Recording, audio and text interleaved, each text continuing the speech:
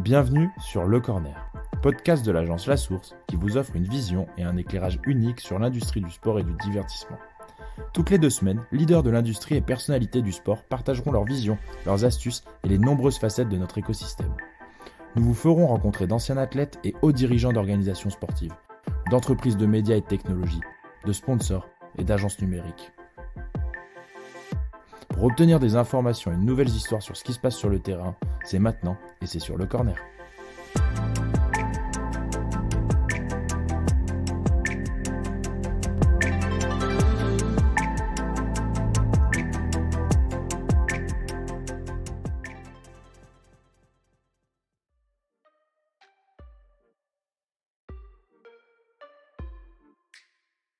Pour le 32e épisode Le Corner, notre CEO Samuel Wasberg a eu le plaisir d'échanger avec Motassem Elbawad, Head of Digital de Volleyball World.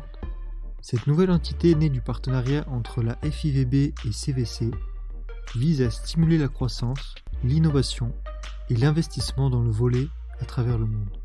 Aujourd'hui, le volleyball est le 4e sport le plus populaire au monde avec plus de 800 millions de fans.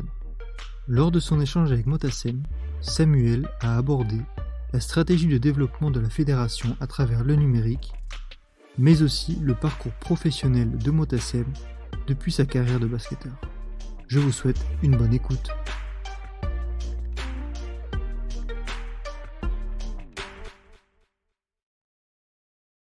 Salut Motassem. Salut. Merci de m'avoir ici. C'est un plaisir de te recevoir. Donc, pour les auditeurs, je t'ai couru après un petit peu à travers le monde au gré de tes différents événements récemment. Mais très content d'être là aujourd'hui pour échanger avec toi. Merci.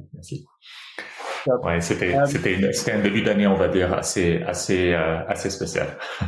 Ouais, intense. Mais vas-y, pour ceux qui te connaissent pas, est-ce que tu peux nous faire une courte introduction? Oui, je m'appelle Mota. Sur mon LinkedIn, vous allez voir, c'est Motassem, mais tout le monde m'appelle Mota. Je suis en fait ancien joueur de basket professionnel au Brésil, mais j'ai fait ma transition au monde digital il y a 10 ans. Et actuellement, je suis le Head of Digital ou directeur de digital à Volleyball World, qui est l'entité commerciale de la Fédération internationale de volleyball. Génial, je savais pas du tout que tu étais ancien basketteur. C'est ce qui t'a amené pour commencer à la FIBA alors dans le domaine du sport? Ouais, c'était un des objectifs, c'était un jour de travailler pour la FIBA et checkmark. Donc j'ai réussi à le faire pendant 4 ans et puis là maintenant j'ai transitionné pour le volley.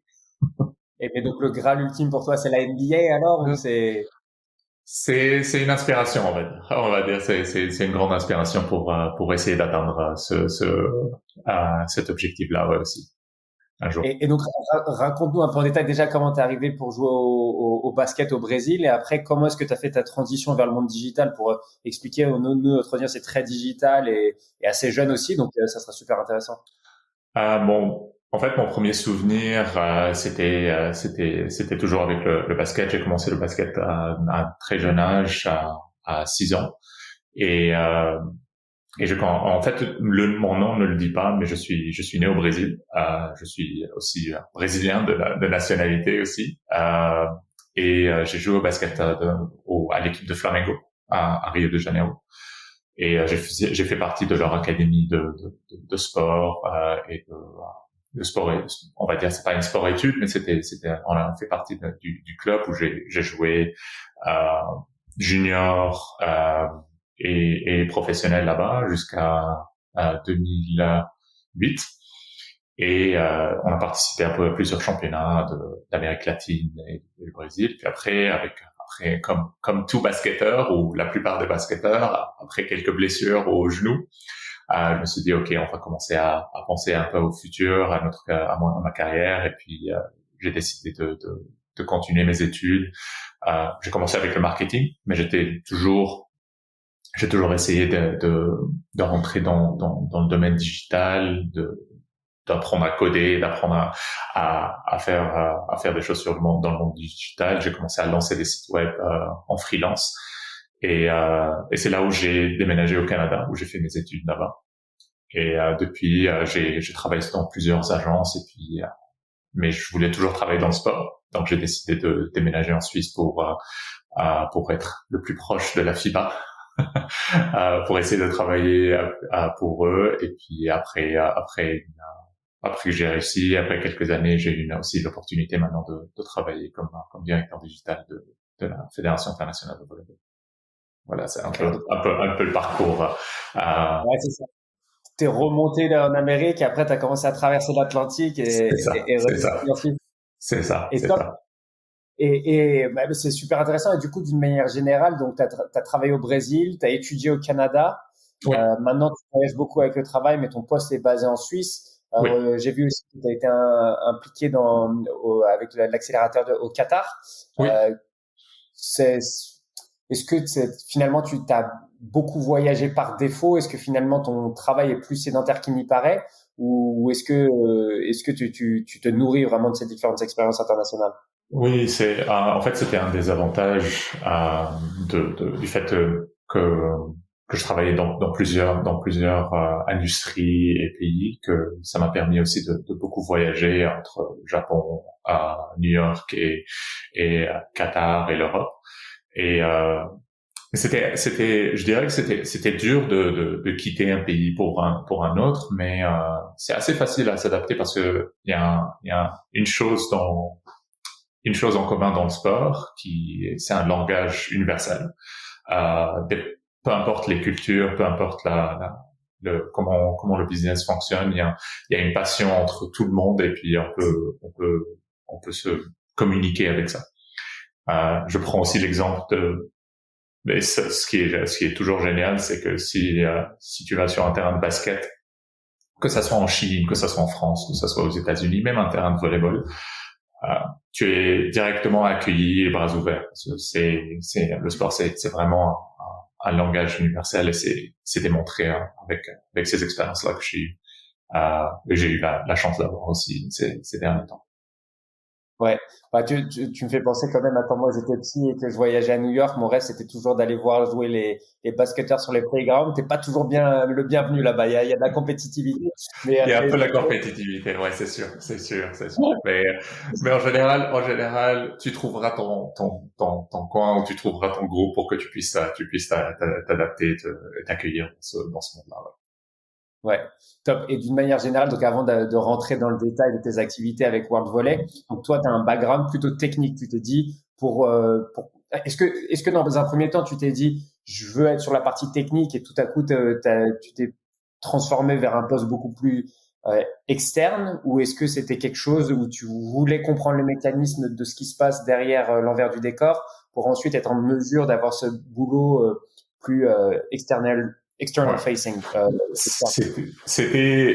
fait j'ai fait l'inverse parce que j'ai commencé mes études, c'était vraiment dans le business. Donc j'ai fait des études marketing et accounting aussi. Mais j'avais toujours sur le côté où j'avais toujours un intérêt sur comment les choses fonctionnent, comment dans les sites web ou les applications mobiles, comment le back-end fonctionne. Et c'est là où j'ai commencé à faire des cours sur le côté pour pouvoir comprendre tout ça. Et puis c'est là où je me suis vraiment spécialisé dans la partie technique. Mais je dirais mes 8 dernières années ou mes 6 dernières années, c'était vraiment du technique que je faisais. Et là, avec mon nouveau rôle avec Volleyball World, ça devient un peu un mix des deux, où on parle d'architecture et on parle un peu de business. Et le fait d'avoir ces deux connaissances, ça m'a permis d'être assez flexible, de comprendre qu'est-ce qu'un utilisateur veut et qu'est-ce qu'un développeur a besoin pour réaliser ça. Comme ça, qui est toujours un challenge de traduire les demandes ou les nécessités d'un utilisateur ou du business pour un développeur qui est assez technique. C'est quelque chose qui est super important pour faire cette traduction-là. Ouais, côté startup, on sait que la complexité d'échange entre ce qu'on comprend nous en tant que fans de sport et consommateurs et nos Ouais. besoins techniques derrière, on sait que il y a beaucoup de pas pour permettre à accomplir ces différents besoins. Donc, je vois Mhm. très bien de quoi tu parles. Et d'une manière générale, donc toi, avec ton positionnement un peu connaissant la partie technique et finalement le potentiel de la technologie pour les différentes organisations et ayant Mhm. travaillé dans différentes grandes organisations internationales, quelle est la place de cette transformation digitale dans ces organisations? Est-ce que on a un point de maturité où les fédérations et les ligues sont capables de capitaliser là-dessus, ou est-ce qu'on est encore au balbutiement et qu'il faut encore pas mal de patience? Je pense qu'il faut encore pas mal de patience. Je pense que le Covid a vraiment accéléré beaucoup de choses. Et ça a vraiment démontré que il faut s'adapter rapidement.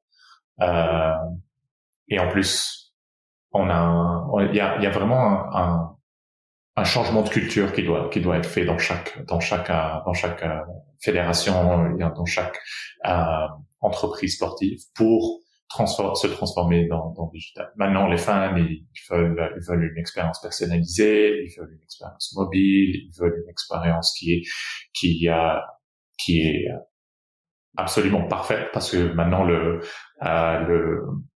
l'exemple, c'est toujours, mais Netflix fait ça. Et Netflix peut faire ça, ou Disney fait ça, la NBA fait ça. Donc, pour arriver à ce point-là, ça leur a pris 10 ans au moins pour arriver à ce point-là. Mais avec le Covid, les gens, leur demande est devenue un peu plus poussée. Ouais. Et c'est vraiment, il faut changer la culture à l'intérieur de l'entreprise pour pouvoir se transformer. C'est pas juste la création et l'implémentation d'outils, c'est vraiment changer comment on pense à créer une expérience pour les fans, qui est avec le big data, qui est avec l'optimisation des processus internes, qui est avec comment on peut communiquer directement avec les consommateurs euh, et les fans pour essayer de collaborer et de trouver la meilleure expérience pour les fans. Et c'est là où il y a encore du travail à faire, mais je trouve qu'il y a beaucoup de fédérations et d'entreprises sportives qui ont commencé à faire des super belles choses ces 2 dernières années. Et c'est un peu dur à dire, mais c'est grâce au Covid qu'on a dû accélérer tout ça. Et je pense que toi, Sam, tu le vois toi-même avec toutes les startups avec lequel tu travailles. C'est ce qu'on discutait, les roadmaps il y a 2 ans, ils étaient supposés être pour 5 ans. Les objectifs c'était pour 5 ans, non, c'est pour 2 ans. Donc ça a changé beaucoup de choses. Ouais, et c'est marrant ça d'ailleurs côté startup effectivement on l'a incroyablement ressenti et c'est fou que ça soit le Covid qui est obligé à réfléchir plus internationalement parce que Ouais. finalement tant que les stades étaient pleins on se disait nos utilisateurs vont au stade, ils sont là, ils sont contents, c'est mon expérience principale alors que le plus large de ta communauté est une communauté qui viendra potentiellement jamais au stade ou qui viendra Ouais. peut-être une fois dans sa vie au stade comme le Graal de son expérience de fan. Et c'était assez curieux de voir ça. Et je pense qu'il y a quand même un deuxième élément maintenant, c'est avec euh, les premiers gros flops en termes de partenariat avec des boîtes maintenant qui côté sponsoring sont très intéressés par la data première, la data collectée sur les utilisateurs et où le reach global n'est plus suffisant. Je pense qu'on arrive de plus en plus vers un côté ok, maintenant on commence à avoir des outils digitaux, on commence à avoir des premiers manques parce qu'on n'a pas forcément toujours bien travaillé. Et là, maintenant, il y a cette vraie réflexion qui commence à être enclenchée, je trouve. Ouais. Et nous, en 2020, on a dû annuler beaucoup d'événements. On a annulé en fait tous nos événements à cause du Covid. Et je dirais notre département d'événements n'a pas eu beaucoup de choses à faire, mais notre département digital et technologie, on s'est pas arrêté parce que c'était comme notre pré-saison, c'était notre off-season. On avait un an pour créer une fondation, de données, de collecter des données pour arriver après le Covid, pour pouvoir démontrer et montrer aux sponsors et aux fans qu'on peut faire quelque chose de personnalisé pour eux. Ouais. Et c'est quand même super intéressant parce que là, pour rentrer dans le vif du sujet de Volleyball World, donc vous, vous avez été parmi les premiers à recevoir un investissement privé en tant que fédération internationale. Vous avez été les premiers à faire la transition. Et ça, c'était quelque chose qui a été enclenché bien avant le Covid, j'imagine. Oui. Je me rends pas compte de combien de temps prennent des négociations pour arriver à de tels accords, mais j'imagine que ça prend un peu de temps de changer de ce côté très institutionnel FIVB à un nom beaucoup plus marketing commercial. Cette transition de dire on va commencer à construire une plateforme en propre et potentiellement capitaliser sur nos propres droits. Raconte-nous un petit peu tout ça, cette arrivée du fonds CVC dans votre organisation qui maintenant, notamment le fonds pour ceux qui sont pas super avertis, qui a investi dans la Liga, qui a investi dans la Ligue 1. Donc, dis-en-nous un peu plus là-dessus.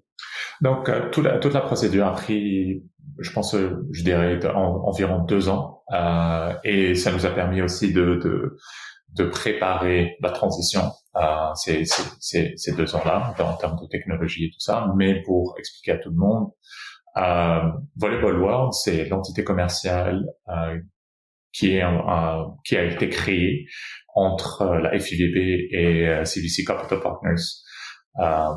L'objectif, c'est vraiment d'investir dans le sport, dans le volleyball, dans le monde entier. Et comment on fait ça, c'est de créer un écosystème pour intégrer toutes les parties qui sont affiliées au volleyball, que ça soit un fan, un athlète, un partenaire, une fédération, une ligue, dans un seul écosystème. Sachant que le volleyball est un des sports les plus pratiqués au monde. D'après Nielsen, il y a environ 800 millions de fans à travers le monde qui participent au volley. Donc l'idée, c'était de créer un grand écosystème qu'on peut non seulement mettre les événements de la fédération, mais aussi agréger les ligues et mettre tout dans un seul écosystème, que ce soit digital, mais aussi commercial. Ouais.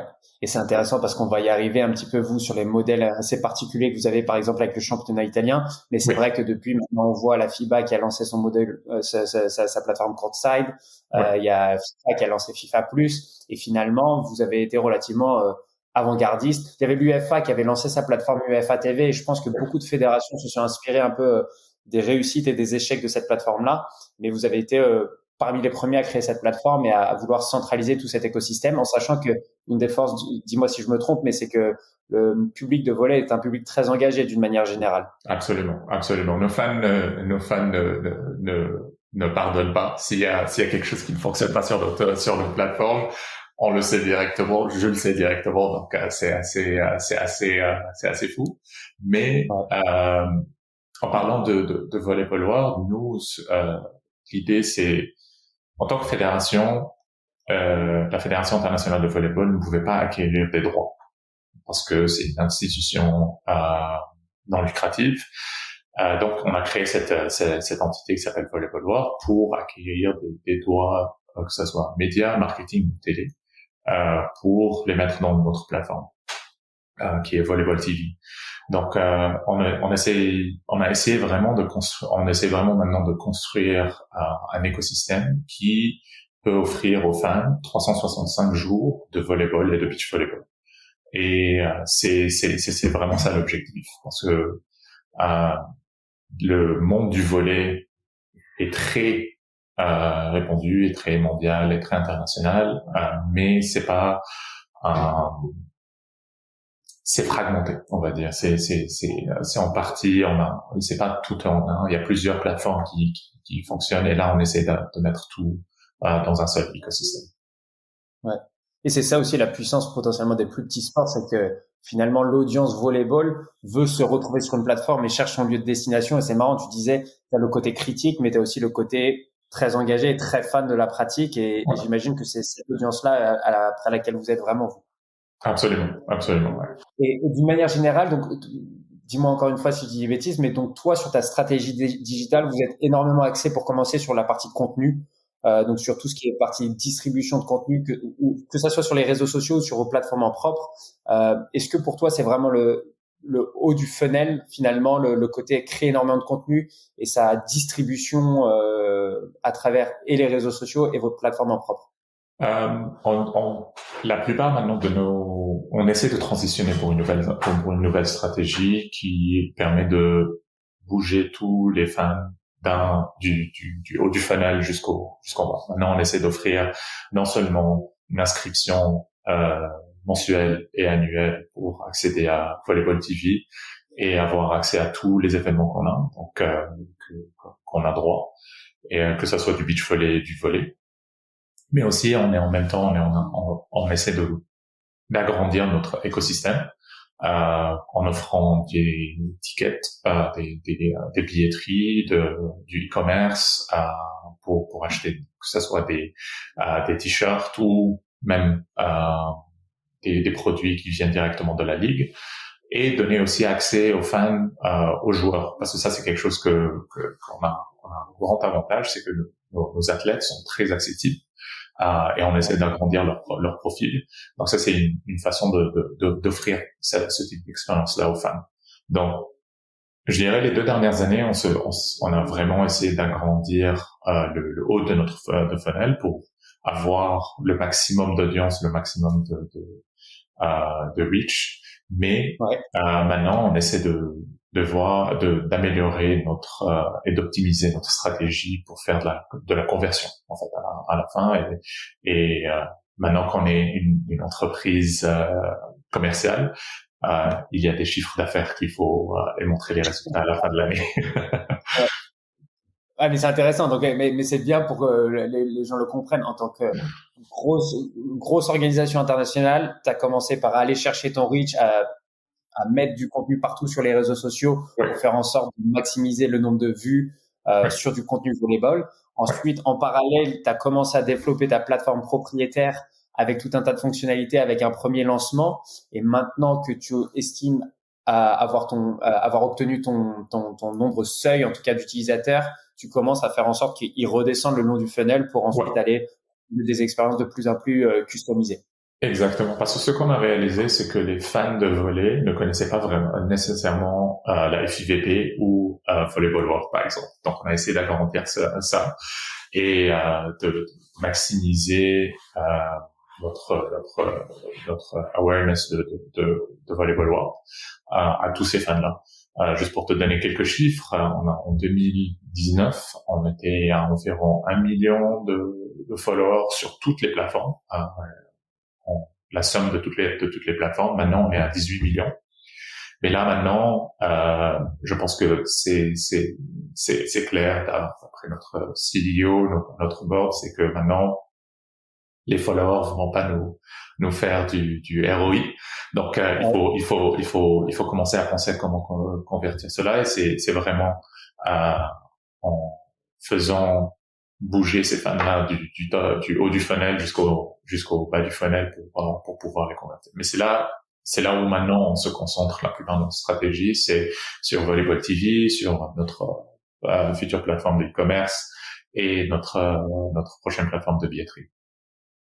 Mais c'est marrant parce que tu vois, ayant toujours été côté startup, on me demande souvent qu'est-ce que je pense de l'arrivée des fonds privés dans les écosystèmes. Finalement, vous mettez à avoir des réflexions et des axes de travail exactement similaires à ceux des startups où tu as ton acquisition de marché pour commencer, et après il y a un moment où il faut que tu prouves la viabilité de ton modèle, et t'es en plein dedans, et moi je trouve ça génial qu'il y ait des fonds privés, parce que j'ai l'impression que ça rapproche finalement les personnes qui travaillent dans les organisations des personnes qui travaillent côté techno, où on a tous un petit peu plus ce côté ça y est, faut en faire des business à part entière, parce que faut pas oublier que pendant très longtemps, on a été un business qui dépendait que des droits télé, et on travaillait très peu à côté, et que tout ça doit changer assez rapidement.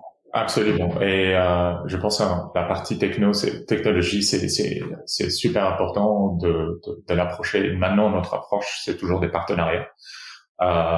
Donc, avec tous nos partenaires, que ce soit Delta Tray ou Endeavor Streaming, on a des contrats à long terme avec eux, parce qu'on sait que c'est pas quelque chose qui est fait du jour au lendemain.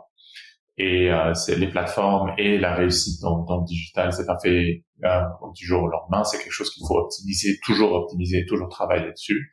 On n'est jamais fini, on va dire, dans le digital. Et c'est pour ça que il faut l'approche et le fait qu'on a ces fonds d'investissement privés, ça aide à à expliquer comme un partenaire comme Delta Trade que ça, on doit construire un écosystème et pas seulement juste un site web d'une fédération. Et ça a changé vraiment notre approche pour créer cet écosystème qui peut être donné à des clubs ou à des ligues pour que eux ils utilisent cet écosystème-là et tout le monde peut en bénéficier. Et toutes les données sont engagées dans le monde. Donc ça c'est un exemple qu'on fait et ça n'a pas pu être le cas si on était une fédération parce que les objectifs ils étaient différents. Ouais, t'as un objectif lucratif ou l'objectif non lucratif et c'est ce qui fait que avec ces modèles-là, on se rapproche des organisations plus américaines dans leur manière de travailler. Et du coup, ça c'est intéressant. Par contre, en termes de stratégie, l'idée c'est de dire vous êtes en train de construire tout ça au niveau fédération internationale et potentiellement vous allez dire après fédération par fédération, ligue par ligue selon les avancées. Voilà un écosystème digital que vous pouvez utiliser et ensuite embriquer tous ces points de data de manière centralisée. Donc, leur permettre de capitaliser sur votre recherche, sur le gros investissement de base, leur proposer une solution toute faite qui va bien convenir et ensuite pouvoir capitaliser eux à leur niveau et vous à votre niveau au-dessus, en fait. Absolument, absolument. Donc, notre écosystème, par exemple, maintenant, avec la Ligue italienne, on est en train de travailler avec eux pour leur offrir l'écosystème du site web et de l'application mobile pour que eux, ils utilisent ça en local pour eux, en italien. On utilise la plateforme WSC pour tout ce qui est clipping et création de highlights. On leur a donné accès à cela.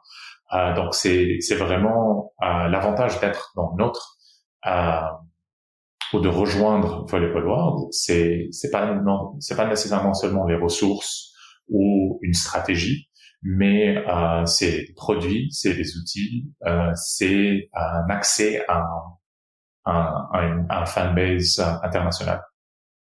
Ouais, et ça fait super sens du côté startup aussi. Nous, la différence quand on est côté startup de dire on met ce produit à destination d'une seule organisation ou potentiellement de 20 permet de faire des économies d'échelle. Donc il y a une espèce de rationnel qu'on est enfin en train de trouver, je trouve, dans le milieu du sport où les gens veulent de plus en plus travailler ensemble contre la ligue d'un côté, le compétiteur de l'autre, le club de l'autre, et même les joueurs d'une certaine manière, les athlètes, comme tu disais, vous avez la chance d'avoir leur proximité, les utiliser pour être ambassadeurs du volleyball, mais eux aussi pouvoir capitaliser sur les bonnes connaissances et les bonnes transmissions que vous avez avec eux, c'est super puissant pour eux aussi.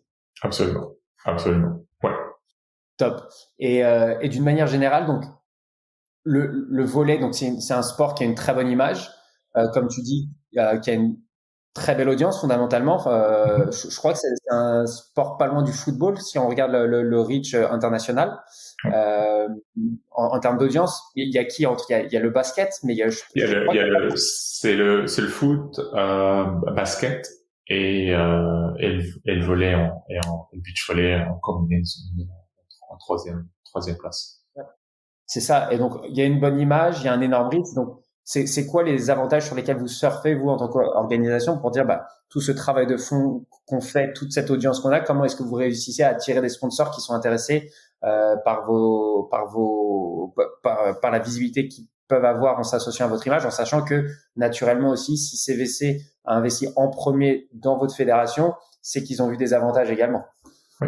En fait, c'est un marché qui n'est pas encore, qui est très, fragmenté. C'est un marché où les fans sont très engagés.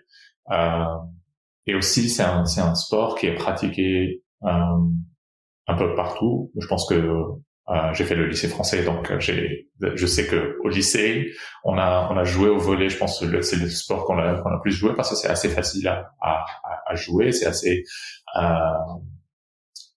facile pour essayer de l'approcher, mais aussi, le fait que c'est international, donc on a des pays où la popularité de ce sport-là est énorme, qui est même plus forte que le foot, par exemple, en Pologne ou au Japon. Il y a plus de fans de volley que de foot, par exemple. Mais il y a beaucoup de fans de foot et de fans en Pologne et au Japon et en Italie. Mais on est en direct compétition avec eux en termes d'audience. Et comment on propose ça à nos partenaires, c'est que on essaie d'approcher les partenaires ou les sponsors qui sont intéressés par ces marchés-là et de pouvoir pouvoir comprendre comment on peut activer dans ces marchés-là pour eux, sachant qu'on a une grande audience dans ces pays-là. Donc c'est le fait d'avoir une audience qui pratique le sport assez facilement partout dans le monde, ça nous donne un avantage pour les faire connaître Volleyball World et les faire connaître l'écosystème et de les faire bouger du haut du funnel jusqu'au bas du funnel. Ouais. Et c'est un truc qui est génial aussi sur le volleyball, et j'imagine, de comprendre un petit peu mieux avec toi, c'est, t'as le côté beach volley, t'as le côté volleyball en intérieur, qui sont deux sports fondamentalement, avec naturellement beaucoup de proximité, mais qui sont quand même assez différents, qui vous permettent de toucher une audience très différente, que tu sois dans un climat chaud, dans un climat froid. En gros, et il y a certains pays qui sont plus beach volley que d'autres. Par exemple, on peut dire l'Allemagne et les États-Unis, ils sont très beach volley, par exemple. Ça le fait d'avoir ces deux types de disciplines, ça nous permet aussi de créer des stratégies assez différentes par pays ou par continent. Ouais. Et comment tu capitalises là-dessus? Parce que, comment vous le travaillez en tant que World Volley? Le côté animation du beach volley qui est beaucoup plus par tournoi, et de l'autre côté le côté volleyball intérieur qui est très par saison, modèle typique européen finalement. Comment est-ce que vous travaillez ces produits différents? Est-ce que c'est la même audience sur les deux? Tu as dit qu'il y avait un petit peu des différences sur certains territoires comme l'Allemagne et les États-Unis. Mais d'une manière générale, est-ce que vous concevez le fan comme un fan de volley, ou vous avez des fans de beach volley et des fans de volleyball d'une manière générale? On a deux types de fans, fans de volley, fans de beach volley. Et de nos recherches, de ce qu'on a vu aussi des data qu'on a collectées, c'est qu'il y a des fans qui sont les deux. Donc, en faisant un peu de segmentation dans notre stratégie, on est capable de créer du contenu ou des expériences qui sont visées juste beach volley ou juste volleyball. C'est là où on a cet avantage-là. Et on peut apprendre des deux. Si quelque chose qui fonctionne dans le beach volley, on peut le traduire dans le volley et vice versa. Par exemple, dans l'expérience dans le stade ou dans l'événement lui-même, l'expérience elle est relativement similaire. Depuis Rio 2016, on a la Fédération internationale de volleyball a beaucoup investi dans tout ce qui est entertainment, dans le stade, une expérience avec la musique et tout ça, parce qu'on a beaucoup d'arrêts après chaque rallye, après chaque point, il y a beaucoup d'arrêts, donc on a essayé de remplir ces arrêts-là avec la musique ou quelque chose, ou une activation, quelque chose du genre. Et ça, c'est un avantage qu'on a dans les deux disciplines. Et c'est là où on peut faire beaucoup de choses et apprendre beaucoup de choses des deux. Mais nous, dans le digital, notre approche, c'est on a les fans de volley, on a les fans de beach volley, et on a le super fan qui est les deux. Et c'est là où on essaie de créer une stratégie de segmentation des data avec une CRM et tout ça pour pouvoir leur donner une expérience assez distincte. D'accord. Et le fan, il est, d'une manière générale, votre profil type de fan, il est plutôt à la maison, ou il vient aussi beaucoup au stade ou aux événements? Beaucoup. En fait, ça dépend, parce que on a dans nos recherches, ce qu'on a trouvé, c'est qu'on a des fans qui pratiquent le sport mais qui ne regardent pas, et on a des fans qui sont un peu plus passionnés par leur équipe nationale ou par un joueur. Et donc on essaie de créer une expérience ou une façon de les approcher complètement différente. Mais notre fan principal regarde plus que viennent au stade. Et c'est là, parce que c'est pas encore très répandu dans le monde. Nos événements à nous, Volleyball World, sont un peu spécial comparé à un match normal de volley ou dans une ligue locale. Et c'est là où un de nos premiers objectifs, c'est d'apporter le volley à beaucoup plus de pays pour essayer d'apporter les gens directement au au stade.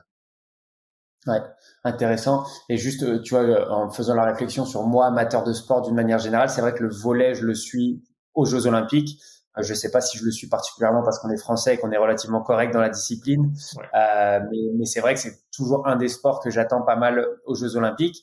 Et par ailleurs, par contre, j'ai vu en tant qu'individu ma consommation changer de que du foot à potentiellement suivre d'autres événements. Je suis un peu plus la NFL parce qu'il y a eu les All or Nothing ou ce genre de programme sur les différentes plateformes. Je sais que la F1, moi, c'est pas mon sport, mais il y a beaucoup de gens qui ont commencé à consommer la F1 grâce à la série sur Netflix. Est-ce que vous avez ces axes-là de réflexion, en sachant que vous avez le contenu que vous faites chez vous, le contenu que vous faites pour vos réseaux sociaux? Est-ce qu'il y a cette réflexion de dire comment est-ce qu'on va chercher une audience beaucoup plus large et comment on les ramène vers nous d'une manière générale?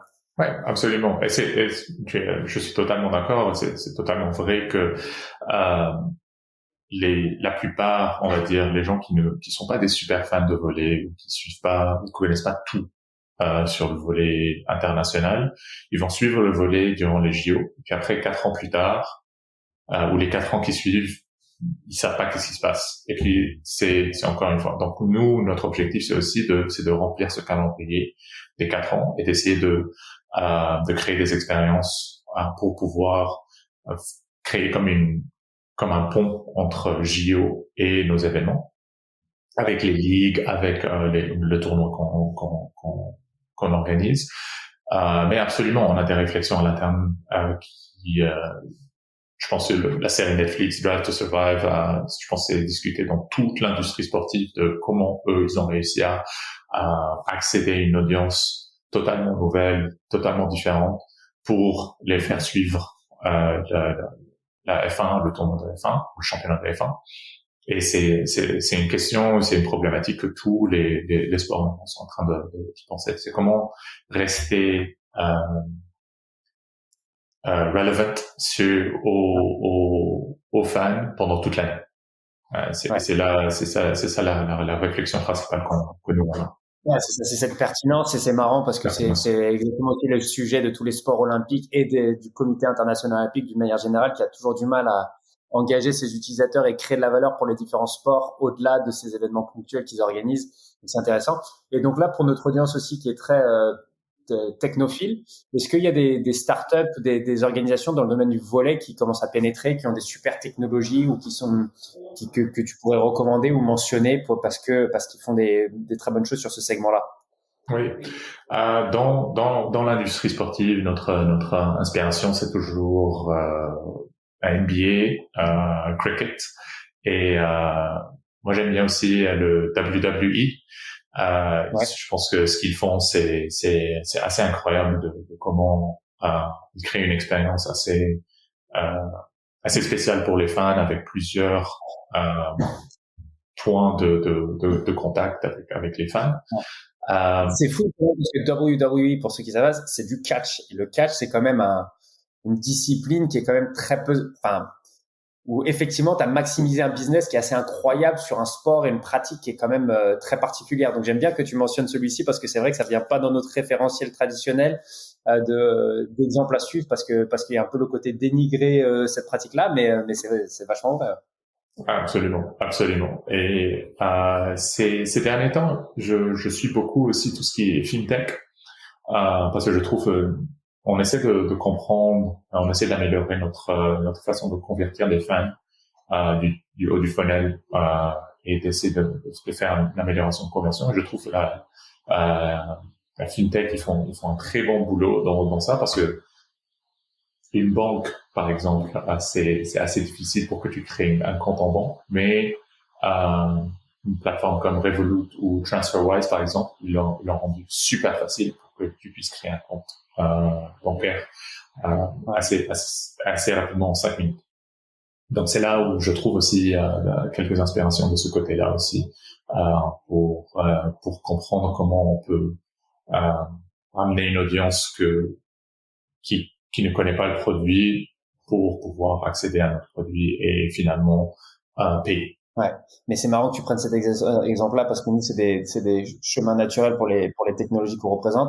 Et moi la fintech surtout ce qui me surprend c'est à quel point nos anciennes banques était relativement bon pour l'acquisition client, mais pour la rétention client, c'est une catastrophe. Je trouve qu'on est un peu à ce stade-là aussi sur nos plateformes OTT, c'est comment tu dis, attends, tu attires ton utilisateur, mais comment tu fais en sorte qu'il revienne et qu'il soit vraiment piqué par ta discipline sur ta plateforme. Absolument. Top. D'une manière générale, on aime bien finir, Mota, avec des inspirations que tu pourrais avoir pour nos auditeurs, donc que ça soit sur des livres, films, séries. Qu'est-ce que tu pourrais recommander à notre audience qui t'ont été utiles ou même dans ton parcours, quelques recommandations qu'il soit. Un livre à lire, c'est Hooked. C'est un livre qui parle de comment créer un modèle de rétention, et un modèle d'inscription pour n'importe quel business. Et je suis beaucoup ceux qui sont intéressés par le sport, c'est les front office sports. Et puis je pense que je dirais ça, c'est le livre et le site web que je suis le plus ces derniers temps. Top. J'aime bien que tu mentionnes des gens spécifiques à l'industrie du digital avec Front Office Sports parce que y a beaucoup de boulot derrière tout ça, donc super intéressant. Et on mettra le lien pour notre audience. Et dernière chose, donc de toute façon, ça faisait un bout de temps que je voulais faire un podcast avec toi, mais c'est notamment Benjamin Cossé de Delta Trade qui nous avait recommandé ta participation. Ouais. Qui t'aimerais recommander, toi? Qui t'aimerais écouter sur notre podcast et qui pourrait être un bon invité pour notre audience? Je pense que je dirais que les gens de la FIBA, maintenant qu'ils ont lancé leur nouvelle plateforme OTT, ça, je pense, ça pourrait être très intéressant aussi. Il y a Two Circles qui sont partenaires de la FIBA qui ont lancé ça. Et je trouve que il y a aussi une agence assez spéciale qui est dans le modèle d'innovation et de transformation digitale, qui est Nexports, qui font pas mal et aussi ils ont un super blog aussi qui parle de comment un de leurs derniers articles, c'est transformation digitale ne veut pas dire ça doit coûter cher. Et j'ai trouvé ça assez intéressant. Donc ça, c'est, je dirais, Mounir ou Hicham, leur Chief Operating Officer. Je pense que ça serait intéressant de les inviter parce que ils touchent à beaucoup d'organisations sportives et leurs projets sont totalement différents l'un de l'autre. Donc ils peuvent donner une expérience assez globale de comment une agence gère des organisations sportives, des fédérations, des ligues. Top, génial. Un de nos prochains invités, c'est Andrew Ryan de la FIBA. Je sais pas si tu étais là-bas, mais donc... on a joué au basket pas mal de fois ensemble aussi, donc. Pour nos auditeurs anglophones, mais clairement, Nexport, Mounirzac, c'est vrai qu'on n'a pas fait quelque chose et ça peut être super intéressant, donc on les contactera. Mota, merci beaucoup. Je suis ravi de t'avoir chassé à travers le monde pour réussir à finalement faire ce podcast. Je pense que c'était super intéressant pour notre audience. Merci. C'était super. Top. Merci à tous pour votre écoute et comme d'habitude, n'hésitez pas à partager, relayer. J'espère que cet épisode vous a autant plu qu'il nous a plu de le faire. Donc à très vite pour un nouvel épisode du Corner. Ça y est, vous êtes arrivé à la fin de cet épisode. On espère que vous l'avez apprécié et si c'est le cas, n'hésitez pas à lui donner 5 étoiles sur votre plateforme d'écoute préférée. En attendant, vous pouvez toujours visiter notre site internet www.lasource.io pour en savoir plus sur nos activités ou tout simplement vous abonner à notre newsletter pour recevoir le meilleur de l'actualité, sport et tech chaque mois dans votre boîte mail. Et je vous dis à bientôt pour un nouvel épisode Le Corner. Le Corner.